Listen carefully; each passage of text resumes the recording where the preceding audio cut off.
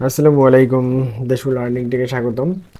দেশকুল learning থেকে আজকের পর্বে থাকছে আপনারা কিভাবে ফটো থেকে ভেক্টর আর্ট অথবা কার্টুন ছবি ডিজাইন করতে পারেন। তো আমি আজকে খুবই সহজেই আপনাদেরকে দেখাবো যে কিভাবে আপনারা খুব সহজে একটি অ্যাপসের মাধ্যমে আপনাদের ছবি থেকে ভেক্টর আর্ট বা কার্টুন ছবি ডিজাইন করতে পারেন। এর জন্য আপনাকে প্লে স্টোর থেকে টুন অ্যাপটি ইনস্টল করে অন করতে হবে এবং আপনি এখান থেকে যে কোনো টেমপ্লেট বেছে নেবেন। নেওয়ার পরে জাস্ট আপনার গ্যালারি থেকে আপনার যে ছবিটি কার্টুনে পরিণত করছেন সেই ছবিটি এখানে দিয়ে দিলেই হবে।